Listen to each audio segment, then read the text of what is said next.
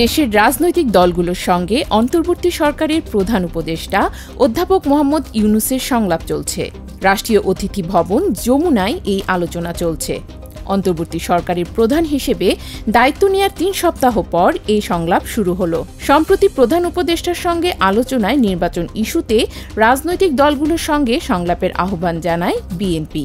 এই সংলাপে সদ্য বিদায়ী আওয়ামী লীগকে আমন্ত্রণ জানানো হয়নি। বিশ্ববাজারের সঙ্গে সামঞ্জস্য রেখে জ্বালানি তেলের দাম কমিয়েছে সরকার। প্রতি লিটার পেট্রোল ও অকটেনে দাম কমেছে ৬ টাকা, আর ডিজেল ও কেরোসিনে কমেছে ১ টাকা ২৫ পয়সা।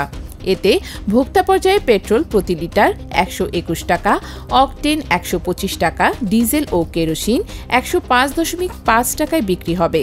জ্বালানি তেলের স্বয়ংক্রিয় মূল্য নির্ধারণ শুরু হয় গত মার্চ মাসে। সেই হিসেবে এবার ৬ষ্ঠ দফায় দাম সমন্বয় করা হলো।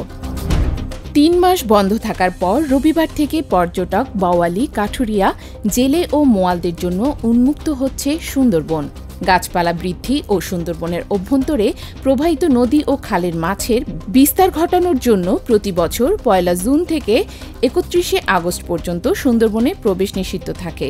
এ সময় পর্যটক এবং সুন্দরবনের সঙ্গে সংশ্লিষ্ট কেউ সেখানে প্রবেশ করতে পারেন না। দেশের পূর্ব ও দক্ষিণ পূর্বাঞ্চলে আকস্মিক বন্যায় সরকারি হিসেবে এখন পর্যন্ত ৫৯ জনের মৃত্যুর তথ্য জানিয়েছে দুর্যোগ ব্যবস্থাপনা ও ত্রাণ মন্ত্রণালয়। কিছু জেলায় বন্যা পরিস্থিতি উন্নতি হলেও এখনও প্রায় ৭ লাখ পরিবার পানিবন্দী।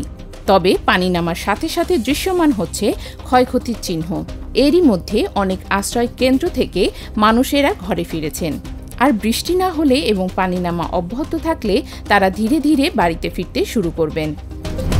পশ্চিম ইয়েমেনের আল হুদাইদা প্রদেশে বন্যা ও ভারী বর্ষণে মৃতের সংখ্যা বেড়ে হয়েছে ৮৪।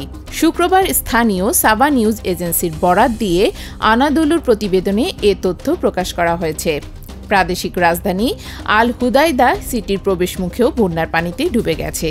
এছাড়া প্রদেশের বিভিন্ন গ্রাম শহরে হাজার হাজার বাড়িঘর ডুবে গেছে, অবকাঠামো এবং কৃষির ব্যাপক ক্ষয়ক্ষতি হয়েছে এবং বহু এলাকার পথঘাট ও সড়ক যোগাযোগ নেটওয়ার্ক ধ্বংস হয়ে গেছে। বৃষ্টিতে প্রথম দিনের খেলা ভেস্তে যাওয়ার পর দ্বিতীয় দিনে মাঠে গড়িয়েছে রাওয়ালপিন্ডি টেস্ট। স্বাগতিক পাকিস্তান ও সফরকারী বাংলাদেশের মধ্যকার দ্বিতীয় ও শেষ টেস্ট এটি। টস জিতে ফিল্ডিংয়ের সিদ্ধান্ত নেয় সিরিজে ১-০ ব্যবধানে এগিয়ে থাকা বাংলাদেশ। দিনের শুরু থেকেই পাকিস্তানকে চাপে রেখেছেন বাংলাদেশের বোলাররা। নিয়মিত বিরতিতে উইকেট পড়েছে পাকিস্তানের। মিরাজ নিয়েছেন ৫ উইকেট, তাসকিন ৩, সাকিব ও নাহিদ নিয়েছেন ১টি করে উইকেট। দিন শেষে ২৭৪ রানে পাকিস্তানের সব উইকেট তুলে নেন বাংলাদেশের বোলাররা।